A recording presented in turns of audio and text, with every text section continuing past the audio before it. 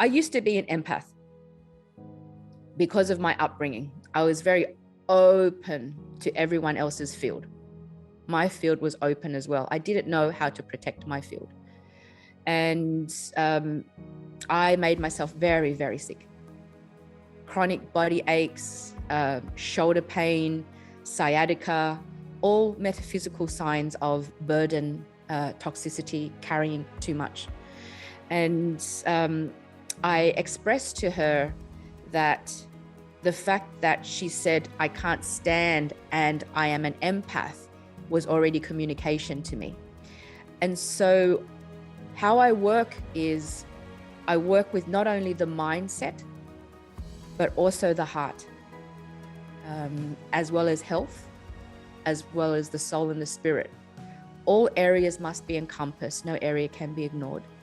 And so we first work on the semantic so that they understand the theory behind it, the human behavior, the mindset behind it.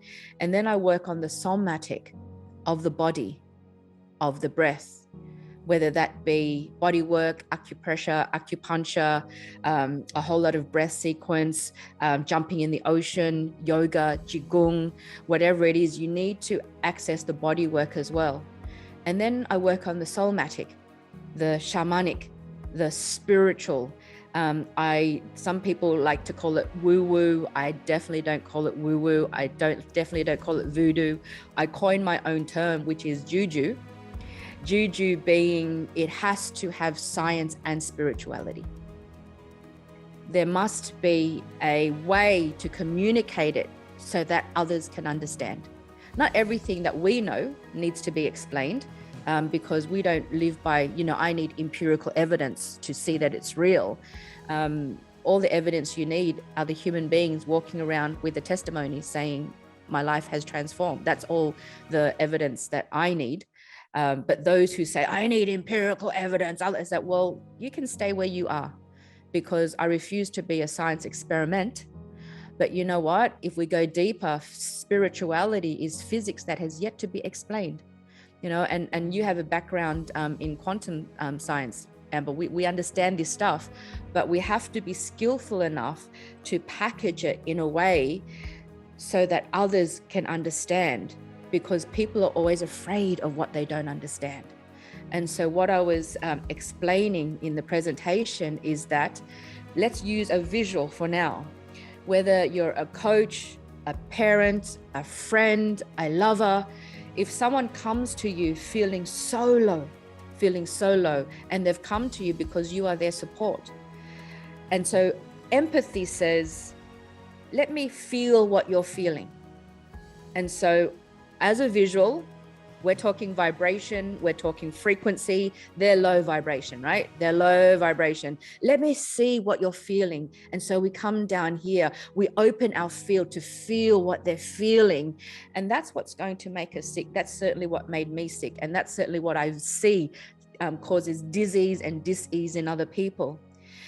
Whereas I stopped doing empathy a long time ago. I do a lot of compassion. Compassion says, as your coach, as your parent, as your teacher, as your lover, as your friend, I'm going to hold my vibration like my life depends upon it, because it does. I'm going to maintain my energy because my life depends upon it, and it does. Compassion says, I see you. I love you. I am here for you. I may have to push over a little bit the tissue box so you can wipe your own tears, but I'm here for you. I see you. I understand you. I also know that your journey is your journey. My journey is my journey. As your coach, as your parent, as your teacher, as your spiritual teacher, as your friend, whatever it is, I will have the skill to open my mind, open my heart, my spirit, and assist you as best I can, so that you have nowhere else to go but to come up and meet me.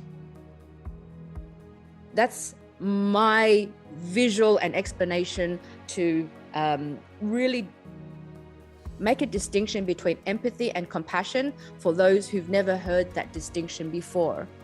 And so if I'm in that role as the leader and I do empathy, I am of no use to anyone, especially not to myself. So I don't do empathy anymore. I do a whole lot of compassion. And with that mindset shift alone, I saw her energetics change. I saw that change. I also felt it over here, over here, over here, and over here. And so now let's work on the somatic. And that's when I extended the session a little bit longer, because you're only going to have me for a short period of time. You know, forget the agenda. I'm going to go over time. And I really dropped in and did a very light activation, a very light, deep healing for the mind and body meditation, while tuning into particular people's fields at the same time. And so that's when the somatic work came. We did a little breath work to get ourselves as alkaline as possible given the scenario. And then I did the soulmatic work, accessing the field, going into my own quantum and just leveling up the energy a little bit more, expanding my energetics, and whoever wanted to come can come. And I remember we broke up in smaller groups later on, looking out the window, and the young lass was running up the ramp who couldn't stand. She couldn't actually stand and wincing with pain. And she forgot about her pain. She was running up the ramp. She forgot something in the room, and my heart just exploded with joy.